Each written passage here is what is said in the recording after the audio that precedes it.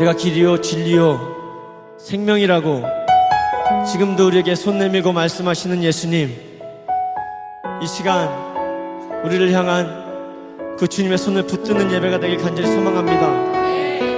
그래서 주님 걸으신 서망의 빛을 따라 우리도 예수의 길을 걷겠노라고 믿음으로 순종하며 주 앞에 나아갈 수 있도록 인도하여 주시옵소서. 아멘.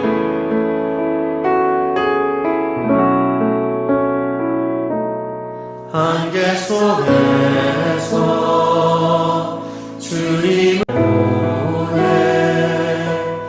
아무도 없을 것 같아 그곳에서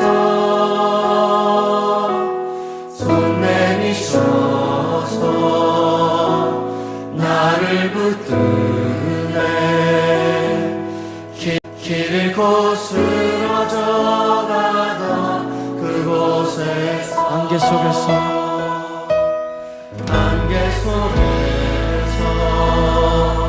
주님을 보내 아무도 없을 것 같은 곳에서 손 내미셔서 나를 붙드네 길 잃고 쓰러져가던 그곳에서 주 말씀하시네 내 손 잡으라고 내가 곧 길이요 진리 생명이니 아멘. 나 그 길을 보내 주 예비하시고 다른 길로 돌아서지 않으리 예수의 길 그 좁은 길 나는 건데 주 손 잡고 그 무엇도 두렵지 않네 주님 주신 약속 내게 있으니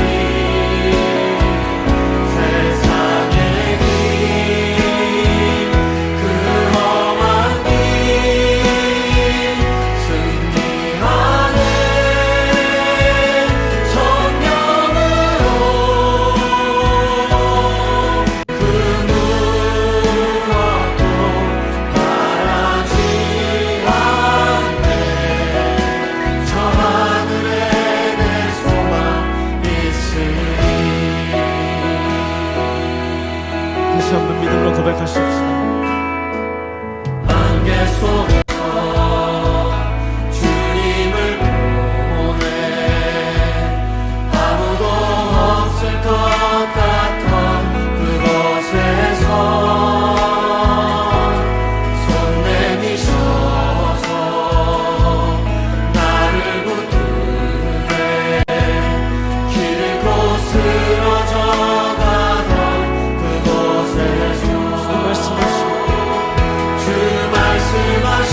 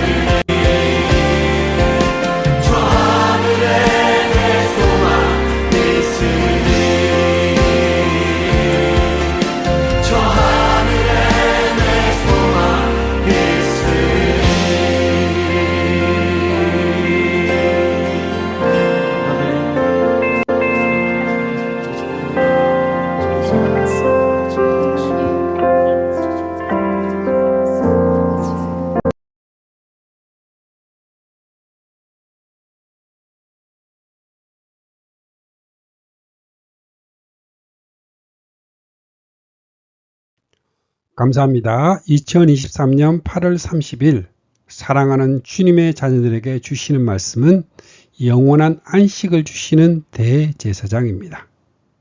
성경 말씀은 히브리서 4장 10절에서 11절 말씀입니다. 이미 그의 안식에 들어간 자는 하나님이 자기의 일을 쉬심과 같이 그도 자기의 일을 쉬느니라. 그러므로 우리가 저 안식에 들어가기를 힘쓸지니 이는 누구든지 저 순종하지 아니하는 본에 빠지지 않게 하려 함이라. 아멘. 히브리서 4장 10절에서 11절 말씀입니다. 안식이라는 주제는 성경의 중심 주제 중에 하나입니다.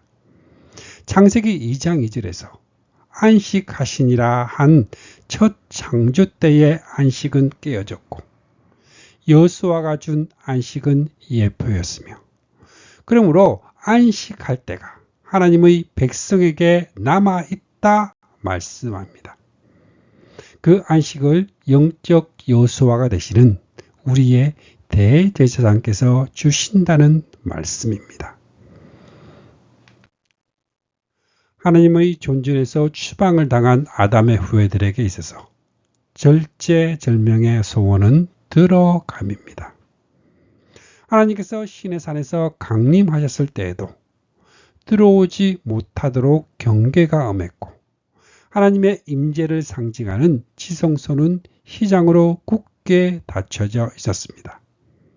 그런데 우리의 대제사장 되시는 예수 그리스도께서 십자가에서 다 이루었다 선언하셨을 때에 휘장은 비로소 찢어졌습니다.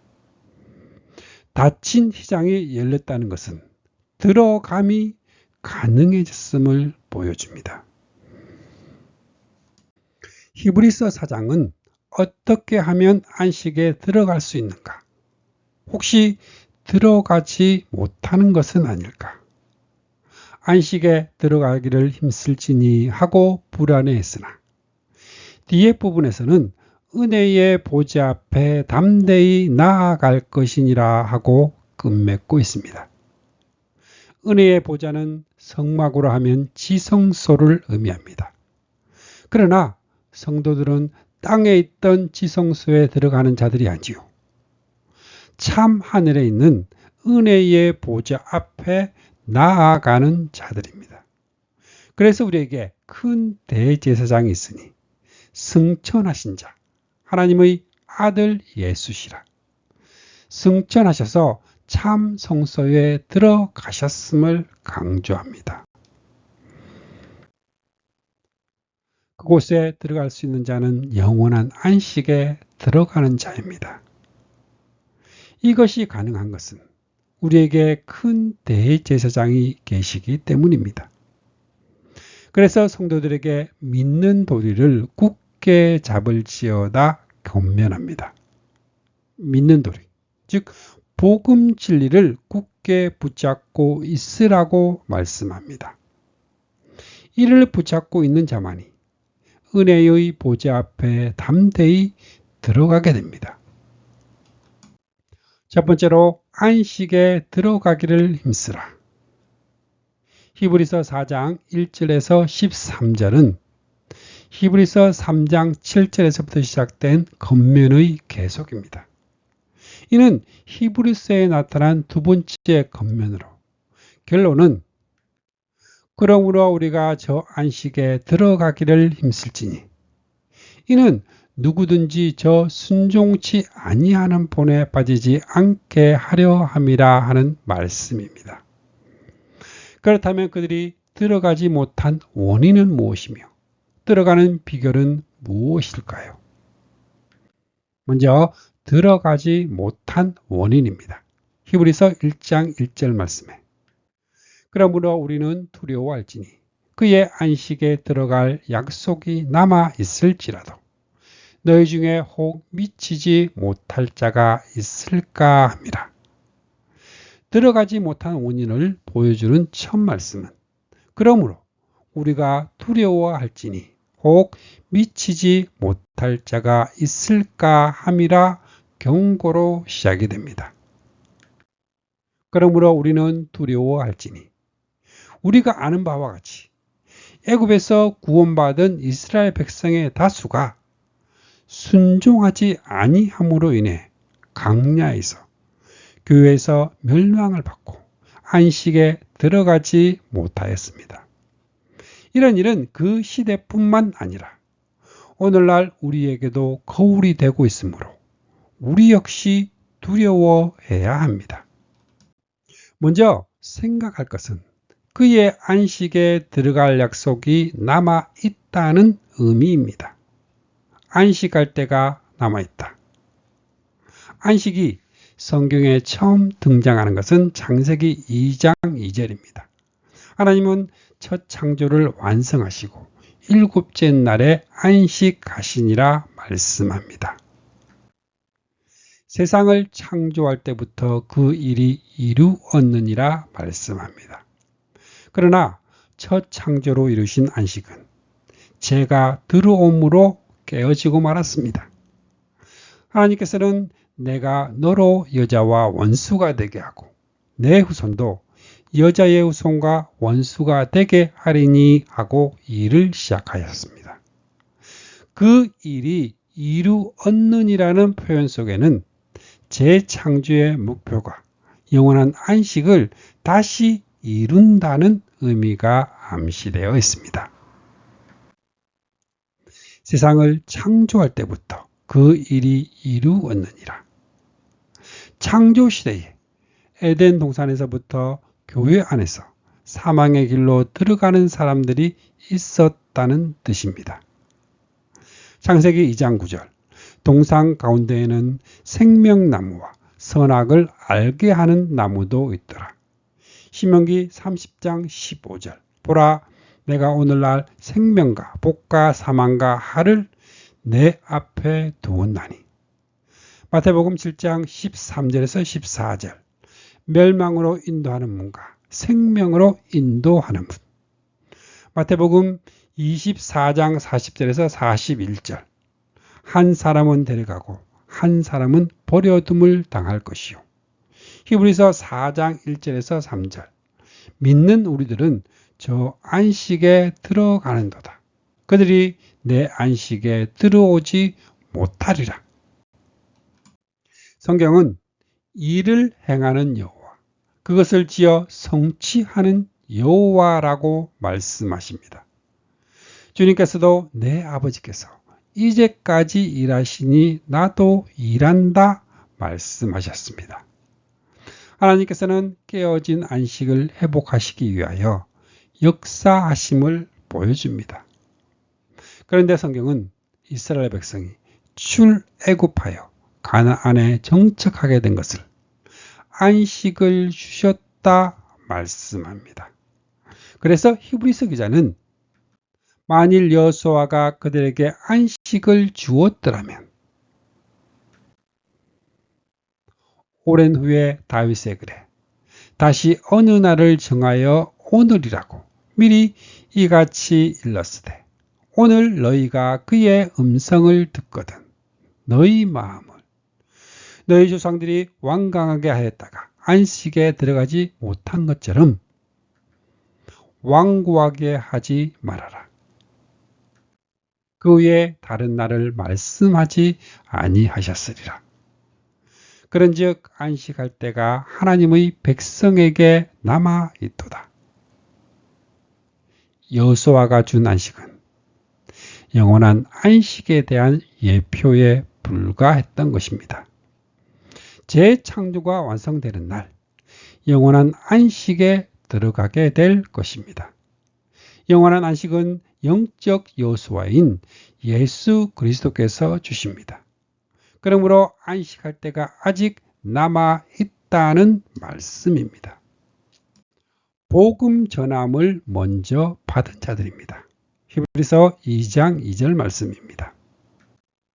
그들과 같이 우리도 복음 전함을 받은 자이나 들은 바 그 말씀이 그들에게 유익하지 못한 것은 듣는 자가 믿음과 결부시키지 아니함이라.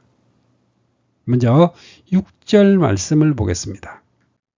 그러면 거기에 들어갈 자들이 남아있거니와 복음 전함을 먼저 받은 자들은 순종하지 아니함으로 말미암아 들어가지 못하였으리라. 복음의 기쁜 소식을 먼저 들은 사람들이 순종하지 않았으므로 들어갈 수 없었습니다. 여기서 그들은 출애굽 당시의 이스라엘 백성들을 가리킵니다. 그들을 가리켜 복음 전함을 먼저 받은 자, 기쁜 소식을 먼저 들은 사람이라.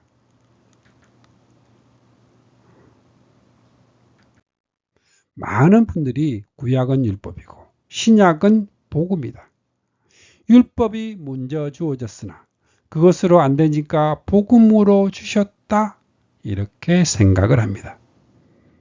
그러나 하나님은 제가 들어오자 먼저 복음을 주셨습니다. 율법을 가리켜 복음과 복음 사이에 끼어 넣은 것이라고 말씀하는데, 이는 율법으로 죄를 깨닫고 복음으로 인도하기 위한 역할입니다. 이스라엘 백성들이 바로의 건세 아래에서 해방이 될 수 있었던 것은 율법의 힘이 아니라 어린 양의 구속으로 인한 것입니다.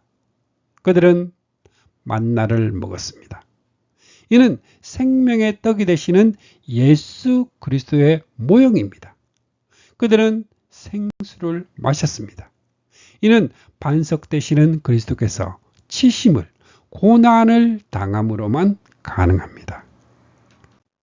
만나와 생수를 먹이고 마시게 한 역사적인 때가 중요합니다. 율법을 주신 이후냐, 이전이냐? 율법을 주시기 이전에 만나와 생수를 주신 하나님을 찬양합시다. 율법은 출애굽기 20장에서 주어졌으나 만나는 출애굽기 16장에서, 생수는 출애굽기 17장에서 주어졌습니다. 이는 복음이지 율법이 아닙니다. 그들은 율법을 받기 이전에 복음을 먼저 받았습니다. 하나님께서는 시내산에서 십계명만 주신 것이 아니라 성막 양식도 주셨습니다. 왜냐하면 계명으로 죄를 깨닫고 성막에 있는 번제단에 와서 속죄제를 드림으로 용서함을 받게 하시기 위해서입니다. 즉 성막은 문제에 대한 해답으로 주신 것입니다. 이것은 의문에 쌓여있는 복음입니다. 궁극적인 해답은 그리스도이십니다. 그러므로 출애굽의 여정은 영적 출애굽에 대한 그림자로 주어졌습니다. 그들은 그림자를 통해서 실체를 멀리서 바라보므로 구원을 얻을 수가 있었습니다. 신구약을 통해 구원의 길은 오직 하나, 예수 그리스도의 대속의 피에 있음을 확신하시기 바랍니다. 그들도 복음을 들었습니다. 그러므로 히브리서 11장 26절에서 모세가 받은 고난이 그리스도를 위하여 받은 능력이었다는 논리가 성립될 수 있습니다. 복음 전함을 먼저 받은 자들은 그 말씀을 듣는 자가 믿음과 결부시키지 아니합니다. 라는 것입니다. 믿음은 말씀에 대한 하답입니다. 출애굽 1세대들은 복음을 듣고 하합하지 않았습니다. 그래서 들은 말씀이 저희에게 유익이 되지 못했다는 것입니다. 그들은 히브리서 2장 1절에서 경고하고 있는 대로 들은 말씀을 간절히 삼가지 않고 흘러 떠내려가고 말았습니다. 결국 히브리서 4장 6절 말씀대로 순종하지 아니함으로 말미암아 들어가지 못한 것입니다. 이것이 안식에 들어가지 못한 원인입니다. 순종하지 아니한 본. 히브리서는 겉면의 서신임을 명심할 필요가 있습니다. 그러므로 히브리서는 전반에 걸쳐서 순종과 순종하지 아니함을 대조적으로 강조합니다. 순종하지 아니함이 공정한 보응을 받았거든 순종하지 아니하던 자들에게가 아니냐. 순종하지 아니함으로 말미암아 들어가지 못하였다. 누구든지 저 순종하지 아니하는 봄에 빠지지 않게 하려 함이라. 반면에 그가 아들이면서도 받으신 고난으로 순종함을 배워서 그리스도의 순종의 본을 말씀합니다. 자기에게 순종하는 모든 자에게 영원한 구원의 근원이 되시고 그런가 하면 히브리서 11장 8절 아브라함의 순종을 말씀하고 랍은 순종하지 아니한 자와 함께 멸망하지 아니하였도다. 그렇다면 순종하지 아니함으로 안식에 들어가지 못한 그 불순종은 무엇을 의미할까요? 히브리서가 지적하고 있는 순종은 윤리 자체가 아닙니다. 그들은 복음을 순종하지 않은 것입니다. 그들이 믿음으로 합하지 않은 들은 바 그 말씀은 복음을 가리킵니다. 그들이 복음에 순종하지 않았다는 것은 결국 복음을 믿지 않았다는 말입니다. 복음을 믿지 아니하였습니다. 그래서 형제들아 너희는 삼가 혹 너희 중에 누가 믿지 아니하는 악한 마음을 품고 살아계신 하나님에게서 떨어질까 조심할 것이요 경고했던 것입니다. 복음 히브리서 4장 2절과 6절 말씀의 복음 성경은 예수 그리스도와 하나님의 말씀을 가리켜 복음이라고 정의합니다. 복음은 들은 바 그 말씀, 곧 율법을 가리킵니다. 이에 사도 바울은 자신이 이방인의 사도로서 복음을 전파하는 궁극적인 목적인 예수 그리스도의 이름을 믿게 하는 데 있는 것이 아니라 믿고 말씀에 순종하는 데 있다고 말합니다. 히브리서 4장 2절에서 2절, 6절 복음 히브리서 3장 1절 믿는 도리 히브리서 3장 10절 내 길 사도행전 7장 38절 살아있는 말씀 신명기 4장 1절 8절 13절 규례와 법도 율법 언약 출애굽기 20장에서 레위기 27장 규례와 법도 율법 계명 출애굽기 19장 5절 신명기 5장 2절에서 3절 언약 신명기 6장 20절에서 24절 하나님을 경외하게 하기 위해 명하신 규례와 법도 전도서 12장 13절 사람의 본분 히브리서는 1차적으로 복음을 배반하고 유대교로 다시 돌아가려는 우리들에게 경고하기 위하여 기록되었습니다. 구원은 믿음으로 받았습니다. 그러나 명심해야 할 것은 살아있는 믿음은 순종과 함께합니다. 행함이 없는 믿음은 믿음이 아니며 그 자체가 죽은 것이라 말씀합니다. 히브리서 4장 1절에 우리는 두려워할지니 그러함으로 우리가 저 안식에 들어가기를 힘쓸지니 이는 누구든지 저 순종하지 아니하는 본에 빠지지 않게 하려 함이라. 저 안식에 들어가기를 힘쓸지니 고린도전서 9장 24절에서 27절 운동장에서 다름질하는 자들이 다 달릴지라도 오직 상을 받는 사람은 한 사람인 줄을 너희가 알지 못하느냐. 너희도 상을 받도록 이와 같이 다름질하라. 빌립보서 3장 12절에서 16절 내가 이미 얻었다 함도 아니요 온전히 이루었다 함도 아니라 표대를 향하여 달려가노라. 순종은 무엇에 대한 순종이며 어떻게 하는 것이 안식에 들어가기를 힘쓰는 것일까요? 그 답변은 12절은 하나님의 말씀은 하고 하나님의 말씀에 대한 반응 여부에 생사가 걸려 있음을 보여줍니다. 세 번째로 들어가는 비결입니다.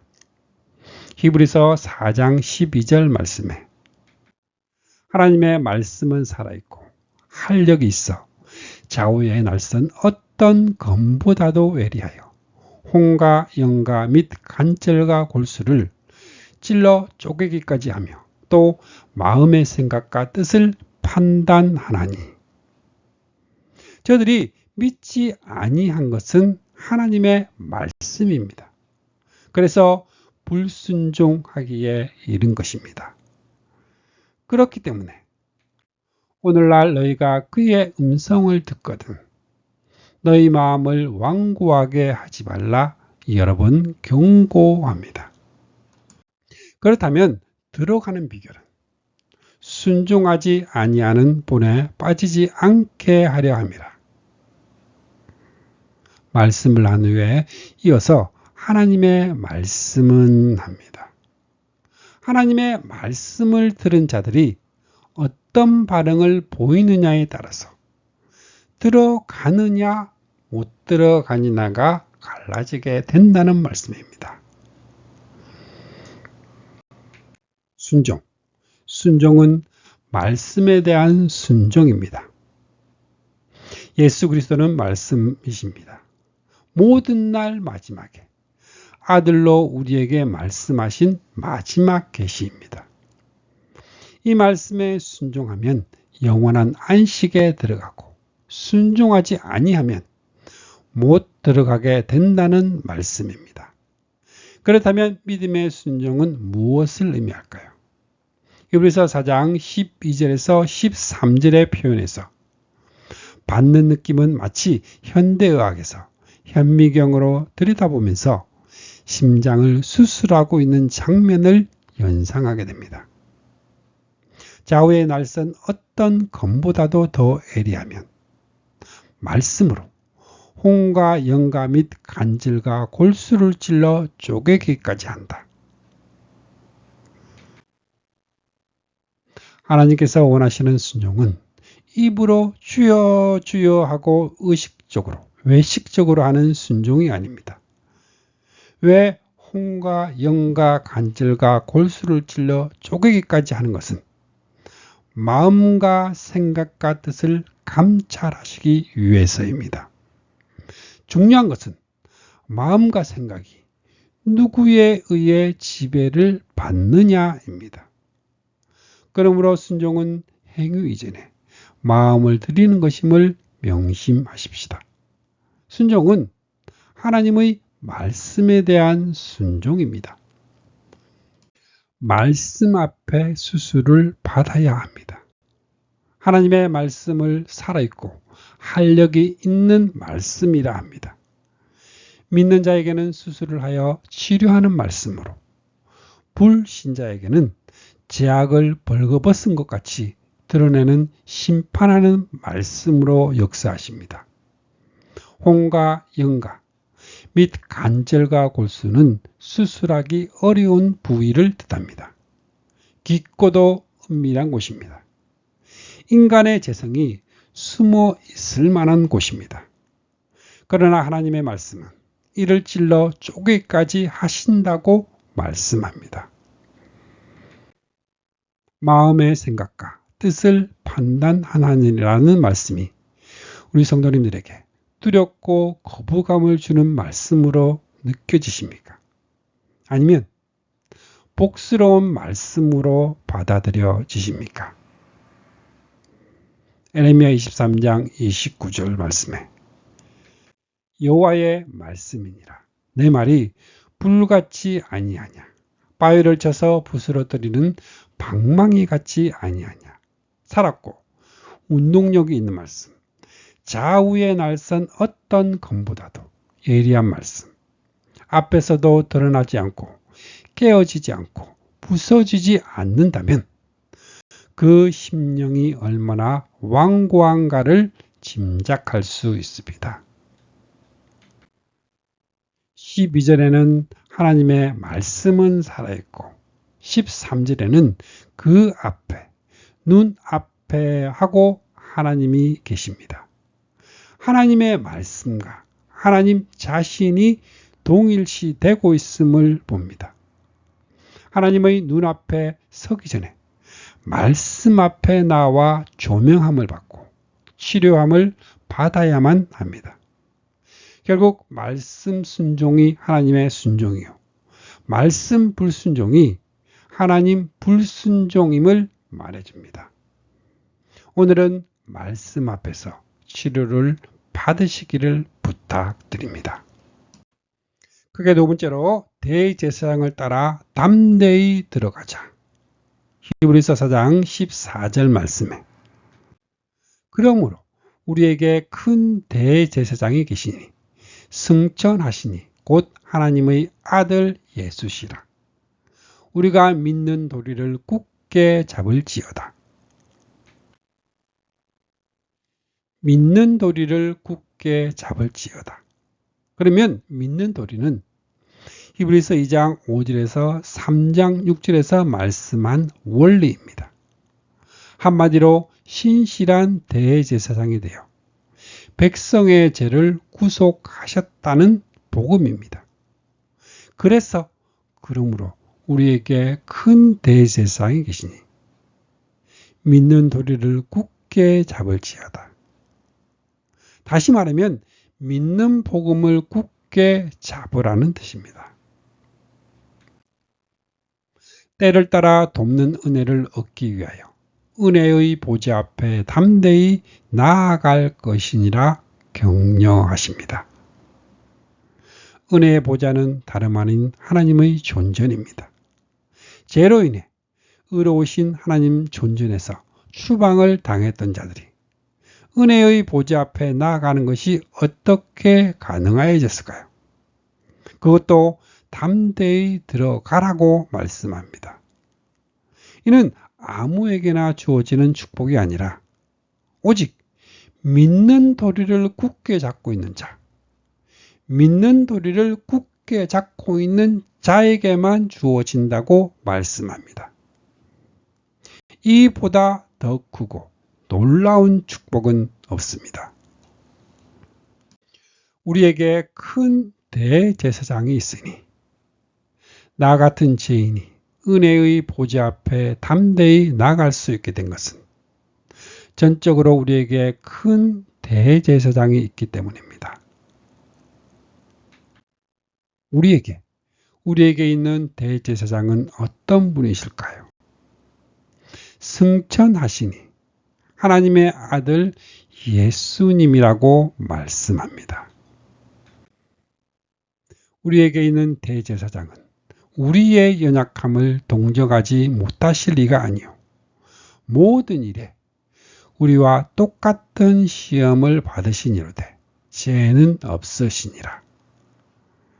이와 같은 표현은 하나님의 아들 예수님께서 우리의 대제사장이 되시기에 합당한 자격을 갖추었음을 의미합니다.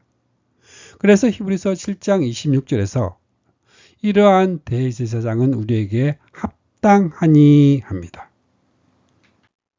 자, 그러면 어떤 면에서 합당하신 대제사장일까요? 승천하시니 곧 하나님의 아들이라는 표현 속에 그 뜻이 함축되어 있습니다. 승천하셨다는 것은 그냥 승천하신 것이 아니라 잠깐 동안 천사보다 못하게 하심을 입으시고 내려오셔서 죽음의 고난을 받으사 우리의 죄를 정결하게 하는 일을 하시고 높은 곳에 계신 위엄의 우편에 앉으셨기 때문입니다. 히브리서 2장 17절에서는 그러므로 그가 범사의 형제들과 같이 되심이 마땅하도다. 이는 하나님의 일에 자비하고 신실한 대제사장이 되어 백성의 죄를 속량하려 하심이라 말씀합니다. 주님께서 잡히시던 날 밤에 근심하는 제자들에게 내 아버지가 계시는 집에는 있을 곳이 많이 있습니다. 나는 너희를 위하여 있을 곳을 준비하러 갑니다. 모든 준비가 끝나면 다시 와서 너희를 데려다가 내가 있는 곳에 항상 같이 있도록 하겠다 위로해 주셨습니다. 이러한 분이라면 우리의 대제사장이 되시기에 너무나 합당하신 분이십니다. 뿐만 아니라 그리스도께서는 참것의 그림자인 손으로 만든 성소에 들어가지 아니하시고 바로 그 하늘에 들어가사 이제 우리를 위하여 하나님 앞에 나타나시고 승천하신 것도 우리를 위해서요. 하나님 앞에 나타나신 것도 우리를 위해서라고 말씀합니다. 이는 그분의 승천으로 우리의 승천길이 열렸고 그분의 영광 받으심이 우리가 받을 영광의 보증이 된다는 뜻입니다. 이러한 대제사장은 우리에게 참으로 합당하십니다. 우리의 연약함을 느끼신 분이십니다. 15절 말씀에 우리에게 있는 대제사장은 우리의 연약함을 동정하지 못하시리가 아니요 모든 일에 우리와 똑같은 시험을 받으시니로되 죄는 없으시니라. 우리의 연약함을 몸소 경험하신 분이기 때문에 우리에게 합당한 대제사장이 되십니다. 동정하지 못하실이라는 말은 누구보다도 우리의 처지와 형편을 알고 계시는 대제사장이요. 우리의 사정을 알고 도우실 수 있는 대제사장이라는 뜻입니다. 그리고 죄는 없으시다고 말씀합니다. 우리가 당하는 연약함이나 시련은 죄의 결과로 오는 경우가 많습니다. 그러나 우리에게 있는 대제사장은 모든 일에 우리와 똑같이 시험을 받은 자이나 죄는 없으신 분입니다. 만일 죄가 있는 분이라면 자신의 죄 문제도 해결할 수 없는 분이 어떻게 다른 사람의 죄를 담당해주는 대제사장이 될 수 있겠습니까?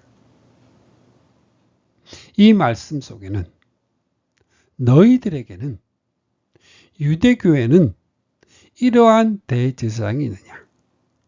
너희에게 있는 대제사장과 비교해 보라고 합니다.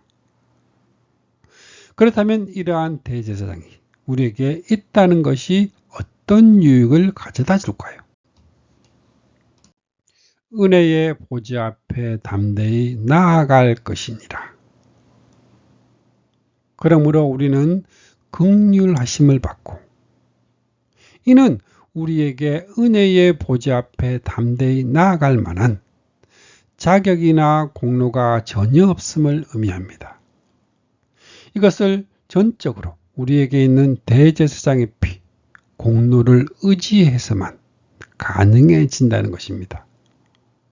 또한 우리는 이제까지 자격도 공로도 없었을 뿐만 아니라 앞으로도 오직 긍휼히 여기심을 받을 것밖에는 다른 소망이 없다는 것입니다. 이것이 긍휼히 여기심을 받고의 뜻입니다.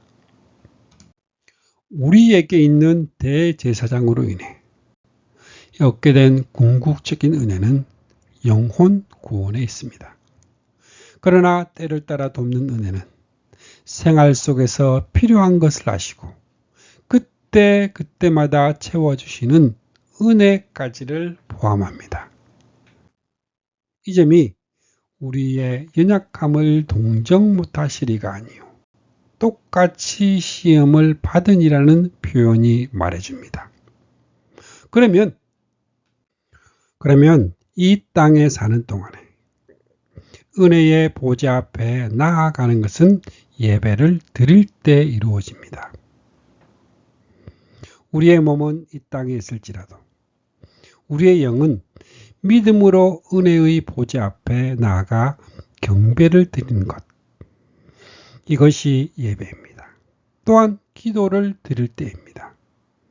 성도님들이 하나님께 기도를 드린다는 것은 예수님의 피, 의롭다 함을 힘입어 휘장 가운데로 열어놓으신 새롭고 산 길을 따라 은혜의 보좌 앞에 나아가는 행위입니다. 구약시대에는 성소의 휘장 안 거룩한 곳으로 보통 때에는 들어오지 말라 사망을 면하라 금하셨으나 우리의 대제사장께서 휘장을 열어놓으신 신약시대 성도들에게는 여러분은 항상 기도하십시오. 언제나 성령 안에서 기도하십시오. 무한정으로 허락이 된 것입니다. 문제는 때를 따라 도우시는 그분의 도우심을 얻기 위하여 은혜의 보좌 앞에 담대히 나아가기를 사모하고 있느냐입니다. 여기에 아주 예민한 말씀이 등장합니다. 우리에게 큰 대제사장이 계시니 이 표현은 수사학적으로 맞지 않는 말입니다.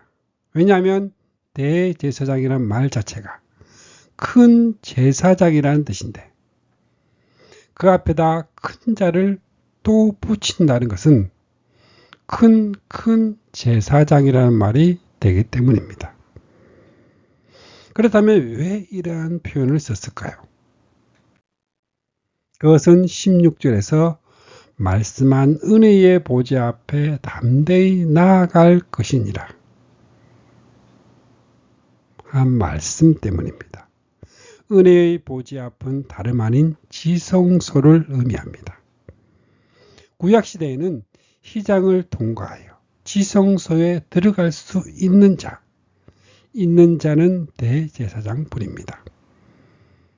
그런데 그 길은 우리를 위하여 휘장 가운데로 열어놓으신 새롭고 산 길이라 하신 같이 이제는 우리가 지성소에 들어갈 수 있게 되었기 때문입니다. 그렇다면 먼저 앞서 들어가신 예수 그리스도는 큰 대제사장이라고 표현할 수밖에 없는 다른 단어가 부족했을 것입니다. 주님의 자녀인 우리는 지성소에 들어갈 수 있는 대제사장이요. 우리 주 예수 그리스도는 큰 대제사장이 되십니다. 이러한 큰 대제사장이 우리에게 있다. 모셨다는 것은 무엇에 비할 수 없는 축복이 아닐 수 없습니다. 정리를 하면 히브리서에서 강조하고 있는 순종, 불순종을 율법적으로 적용하는 것을 조심해야만 합니다. 왜냐하면 주님께서는 수고하고 무거운 짐진 자들을 쉬게 해주셨는데 그의 종된 우리가 무거운 짐을 묻고 이 사람의 어깨에 지우되 자기는 이것을 한 손가락으로도 움직이려 하지 아니하는 자들이 될까 두렵기 때문입니다. 순종의 삶은 무엇인가? 쉬지 않고 열심히 일만 하라는 행동을 의미하지는 않습니다. 로마서 10장 2절에서 3절은 이에 관해 중요한 해답을 제시해 주고 있습니다. 내가 증언하노니 그들이 하나님께 열심히 있으나 올바른 지식을 따른 것이 아니니라. 그들의 열심이 잘못된 열심임을 지적합니다. 하나님의 의를 모르고 자기 의를 세우려고 힘써 하나님의 의에 복종하지 아니하였느니라.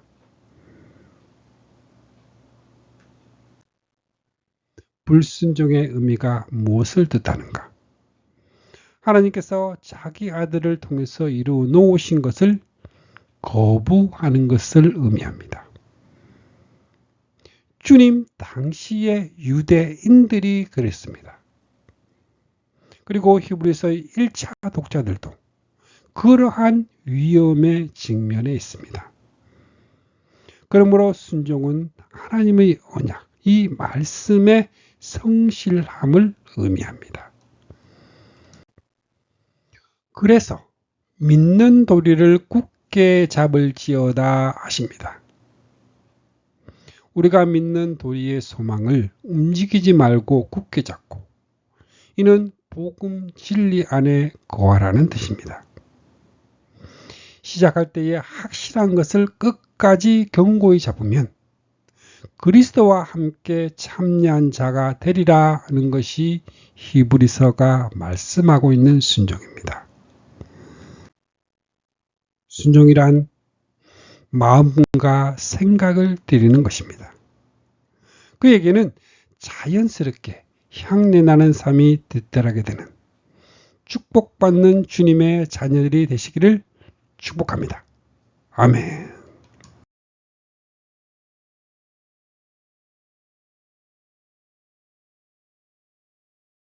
말씀을 통해 주님의 사랑을 느끼며 주님의 은혜의 축복을 받는 기도의 시간입니다.